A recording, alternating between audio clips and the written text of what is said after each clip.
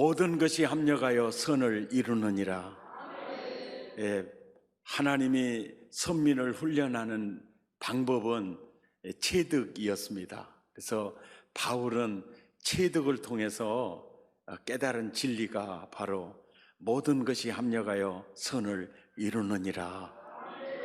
그런데 여기에 세 가지 전제가 있습니다. 그래서 오늘 이 로마서 8장 28절을 조금 더 자세하게 들여다보기를 원합니다. 모든 것이 합력하여 선을 이루느니라. 그럴 때 첫째 전제가요, 하나님을 사랑하는 자예요. 누가 하나님을 사랑할 수 있습니까? 은혜 받은 자가 하나님 사랑할 수 있어요. 성령으로 거듭나지 않고는 하나님 사랑할 수 없습니다. 성령으로 말미암지 않고는 하나님을 사랑할 수 없습니다.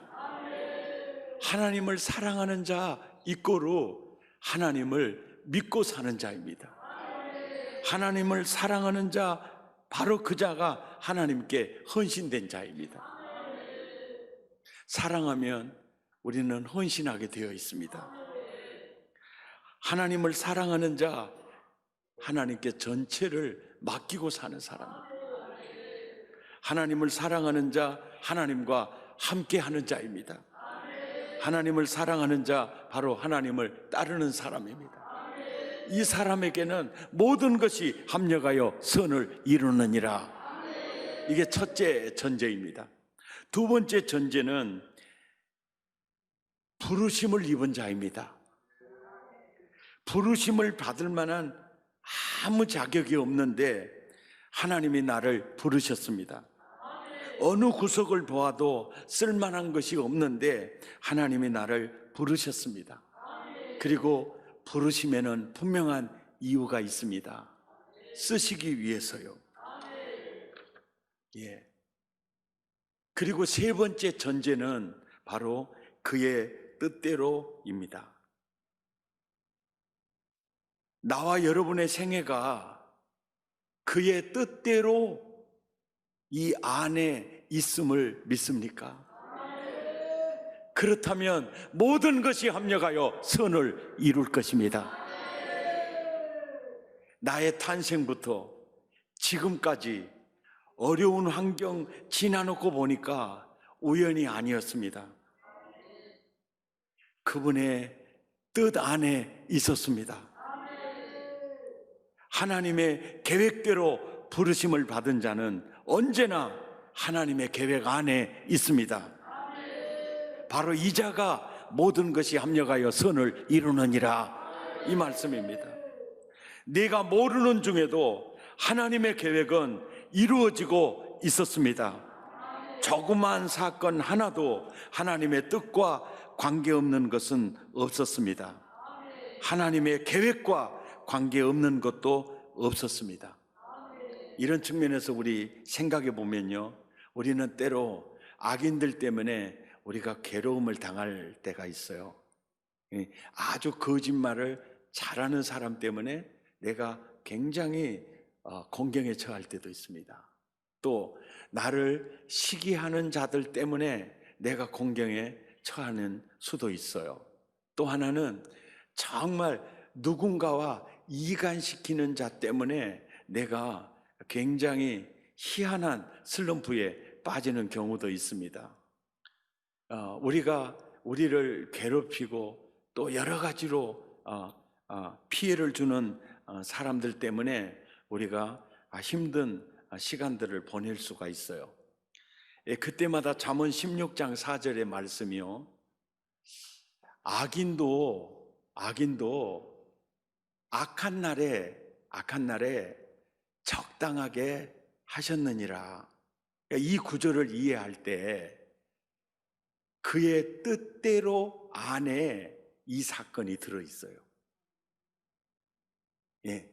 그러니까 그의 뜻대로 부르심을 입은 자들은 모든 것이 합력하여 선을 이룬다. 이 말은 그의 뜻대로 그의 계획 안에 악인의 고통이 들어있어요. 그래서 악인도 악한 날에 그의 뜻 안에서 적당하게 하셨느니라. 굉장히 깊은 의미의 진리라고 생각됩니다. 나와 여러분의 모든 삶은 하나님의 섭리가 이끌어가고 있습니다. 이 사실을 믿습니까? 나와 여러분의 모든 삶을 하나님의 뜻이 이끌어가고 있습니다.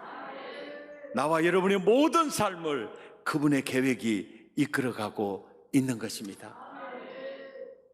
바울이 빌립보성에 들어가서 복음을 전하기 시작했습니다. 사도행전 16장 16절에 보니까 점치는 귀신 들린 여종, 이제 여자 노비가 있었습니다. 그래서 이 노비가 점을 쳐서 복채는 다 누가 가지고 갑니까? 주인이 가지고 갑니다. 노비의 주인에게로 이렇게 갑니다. 그래서 점치는 귀신 들린 여종 때문에 그 주인이 이 적은 이익을 봤다, 이 얘기 아니에요. 굉장히 큰 이익을 보고 있었습니다. 그런데 17절에 보니까 바울과 실라를 보고 이 귀신 들린 이 점치는 이 노비 여종이 소리를 질러서 이 사람은 지극히 높으신 하나님의 종으로서 우리에게 구원의 길을 전하는 사람입니다 라고 전하는 겁니다. 근데 이걸 한 번 하고 마치는 게 아니라 18절에 보니까 여러 날 동안 그렇게 하는 거예요. 그것 때문에 바울이 심히 괴로웠어요. 이 괴로웠다, 이 뜻이 무슨 얘기냐면 저 여종을 사로잡고 있는 귀신을 쫓아내야 되겠는데, 만약에 그 귀신을 쫓아내면 저 주인이 우리들의 전도 사역에 엄청나게 어려움이 될 것 같은 것 때문에 자꾸 이렇게 계산을 하고 있는 중이니까 바울의 마음이 괴로울 수밖에 없죠. 예수 이름으로 저 여인을 자유케 해줘야 되는데 이렇게 했다가 또 사역에 누가 되지 않을까, 그 속에서 사실은 심히 괴로워하다가 결단했어요. 예수 이름으로 명하노니 귀신아 그 노비에게서 나와라 하니까 즉시 나가버리는 거예요. 그래서 무리가 일제히 일어나서 이제 못하게 됐으니까 일제히 일어나서 이제 고발을 해요. 근데 그 시대에도 그랬던 것 같아요.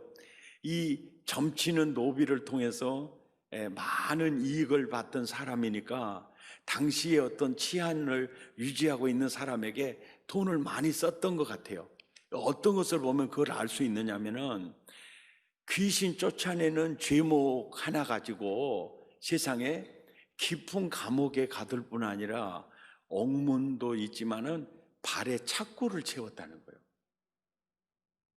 그러니까 죄의 중량이 커서가 아니고 이 주인의 그 영향력이 그 노비를 통해서 벌어들이는 엄청난 돈을 통해서 그 힘이 굉장히 많았다는 거죠. 그래서 이제 복음 전하다가 갇혔어요. 갇혔을 때 바울과 실라는 25절에 보니까 기도하고 하나님을 찬미하기를 시작을 합니다. 그랬더니 26절에 보니까 갑자기 큰 지진이 나면서 막 옥토가 움직인 거예요. 그러다 보니까 진짜 놀란 사람은 누구냐면은 바울과 실라가 아니고 간수요, 간수. 막 지진이 나고 옥문이 열리고 이러니까 이 죄수가 도망간 줄 알고 자기 칼을 빼서 자결을 하고 이제 번쩍 드니까 28절에 바울이 크게 소리질러 이르되 야, 내 몸을 상하게 하지 마라. 우리가 도망 안 갔어? 깎고 여기 있어. 이러는 거예요. 그러니까 와, 살았구나. 그리고 간수가 바울 앞에 와서 내가 어떻게 해야 구원을 얻을 수 있겠소? 그럴 때 31절에 주 예수를 믿으라. 그리하면 너와 내 집이 구원을 받으리라 하고 주의 말씀을 그 사람과 그 집에 있는 모든 사람에게 그 복음을 전하기를 시작을 했고, 33절에 보니까 그 밤에 그 시각에 간수가 그를 데려다가 맞은 자리를 씻어주고 자기와 그 온 가족이 다 세례를 받은 후에 그를 데리고 자기 집에 올라가서 음식을 차려주고 그와 온 집안이 하나님을 믿었으므로 크게 기뻐하니라. 이게 바로 빌립보 교회의 시작점이었어요. 그 뜻대로 부르심을 입은 자들에게 모든 것이 합력하여 선을 이루는구나. 아멘. 선을 이루는구나. 사도행전 27장에 보면 바울이 로마의 복음을 전하기 위해서 가던 죄수의 몸으로 백부장의 호의와 감시를 받으면서 가는 도중에, 백부장님, 아무래도 이번 행선이 배와 이 화물만 위험한 게 아니고 우리 목숨도 위험할 것 같습니다. 그러니까 백부장이 선장에게 가서 물어봐요. 선장님, 저 죄수가 이번에 항해하면 이거 큰일 날 것 같답니다. 배만이 아니라 배와 화물뿐만 아니고 우리 생명에도 굉장히 위험한 일이 닥칠 것 같다고 합니다. 그러니까 선장이 그러는 거예요. 저 사람은 죄수고 나는 이 바닥의 전문가요. 내가 프로요. 프로라는 거 아시냐고. 내가 프로요, 프로. 그러시죠. 그래도 못 믿어보니까 선주한테 가서 물어봤어요. 선주님, 아무래도 우리 이번에 항해가 배만 화물만 위험한 게 아니라 우리 목숨까지도 위험하다고 합니다. 그러니까 누가 그러냐 그러니까 저 사람이 그런다고. 그러니까 저 사람은 죄수고 나는 선주요. 이 바닥에 내가 프로요. 전문가요. 전문가. 그런 소리 하지 마시고 이렇게 좋은 날 가야지.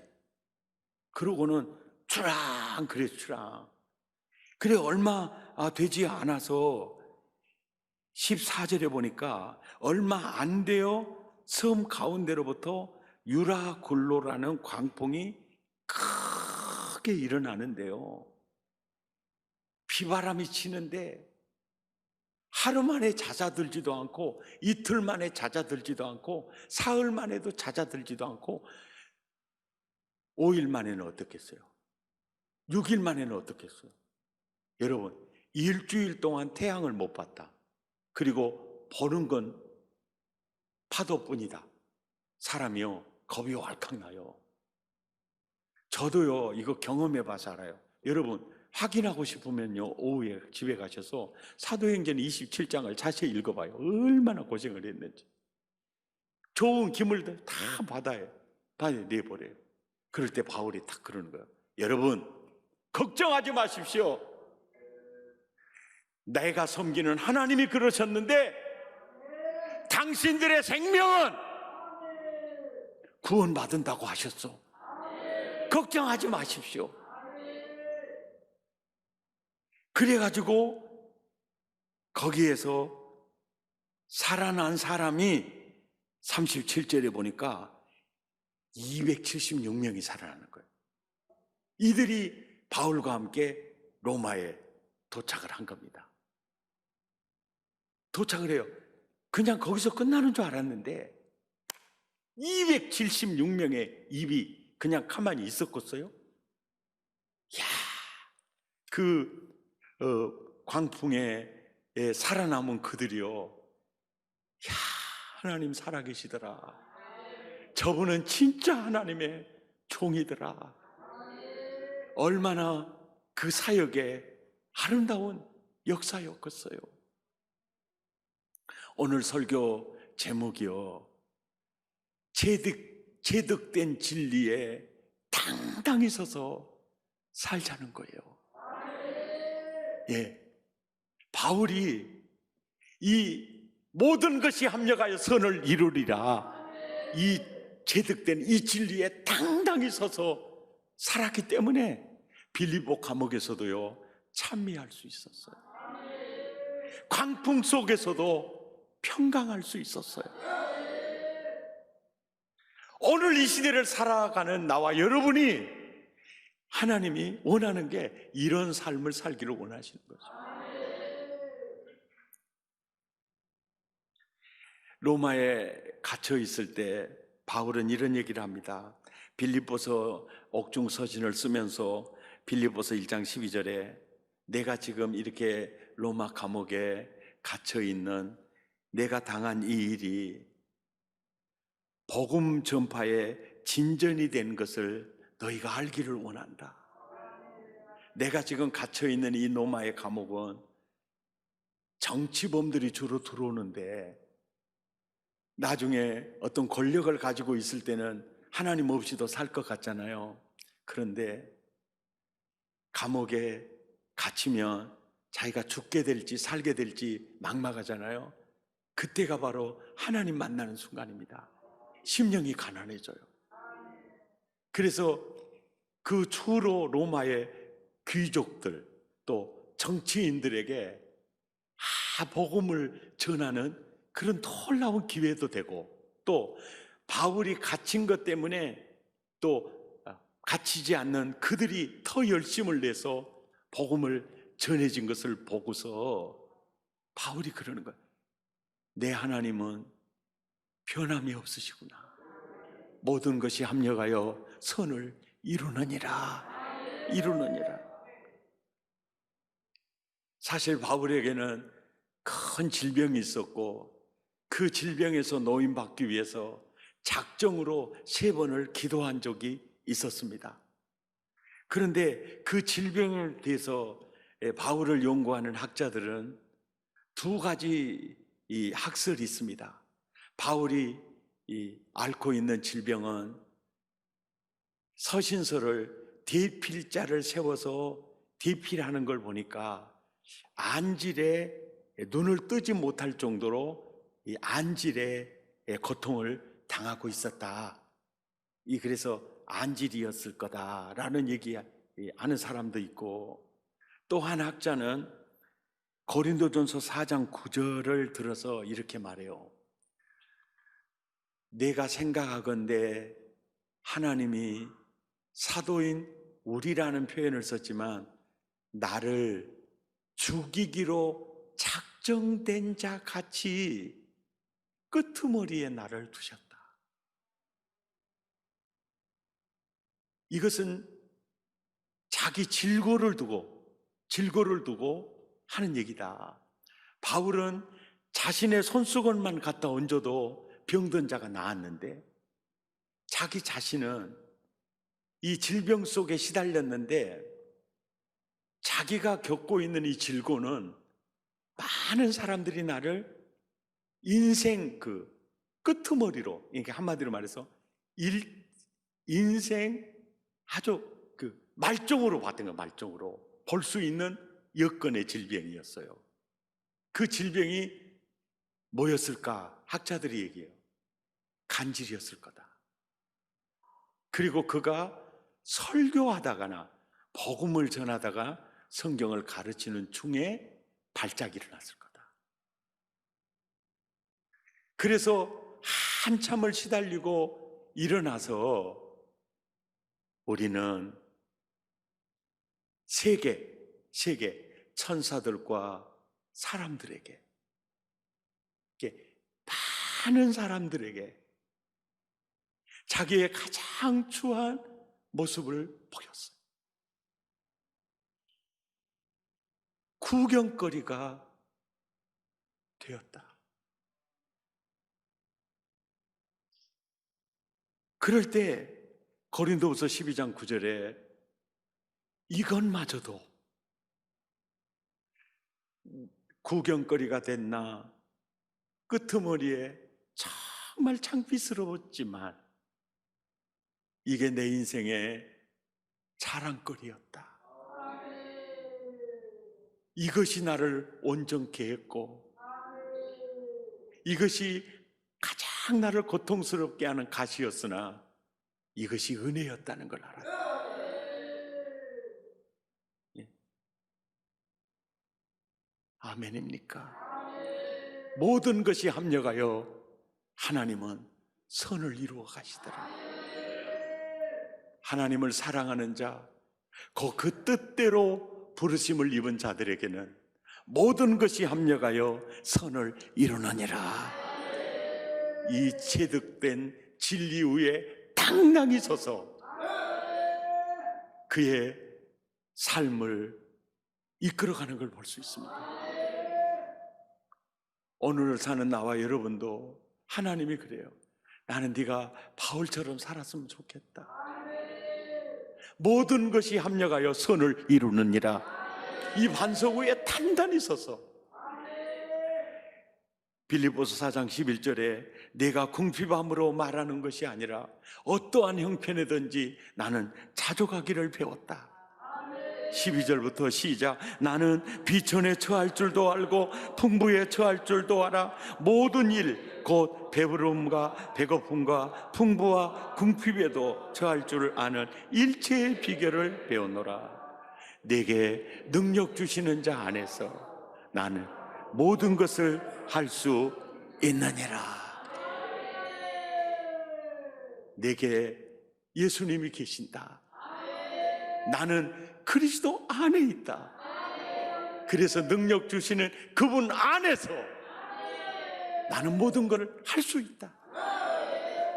체득된 진리 위에 당당히 서서 어떤 궁핍도 나는 그 궁핍 앞에 떨지도 않고, 이게 바로 하나님의 아들의 당당한 모습. 고린도후서 6장 9절부터 10절까지 시작. 무명한 자 같으나 유명한 자요, 죽은 자 같으나 보라 우리가 살고, 징계를 받는 자 같으나 죽임을 당하지 아니하고, 근심하는 자 같으나 항상 기뻐하고, 가난한 자 같으나 많은 사람을 부유하게 하고, 아무것도 없는 자 같으나 모든 것을 가진 자로다. 아무것도 없는 자 같으나 모든 것을 가진 자로다. 이것이 하나님의 아들의 모습이에요. 고린도후서 4장 7절에서 9절 우리 힘차게 읽겠습니다. 우리가 이 도배를 질그릇에 가졌으니 이는 심히 큰 능력은 하나님께 있고 우리에게 있지 아니함을 알게 하려 함이라. 우리가 사망으로 우겨쌈을 당하여도 쌓이지 아니하며, 답답한 일을 당하여도 낙심하지 아니하며, 박해를 받아도 버림받지 아니하며, 거꾸로 뜨림을 당하여도 망하지 아니하고. 할렐루야! 거꾸로 뜨림을 당하여도 망하지 아니하고. 예. 왜요? 하나님을 사랑하는 자, 그 뜻대로 부르심을 입은 자들에게는 모든 것이 합력하여 선을 이루느니라. 바울이 체험을 통해 체득된 이 진리에 당당히 서서, 예, 당당히 서서 악과 싸우고, 시험과 싸우고, 가난과 싸우고, 질병과 싸우고, 그래서 세상을 이기는 이김은 이것이니 우리의 믿음이니라. 이런 은혜가 바울처럼 살기를 원하신 주님, 주여 저도 그렇게 살겠습니다. 아멘. 우겨쌈을 당하여도 나는 쌓이지 않아. 거꾸로 뜨림을 당하여도 난 망하지 않아. 무명한 자 같으나 난 유명한 자야. 내 인생은 처음부터 끝까지 그 뜻대로 안에 있어. 그분의 섭리 안에 있어. 합력하여 선을 이루어가는 그 선상에 있어. 할렐루야.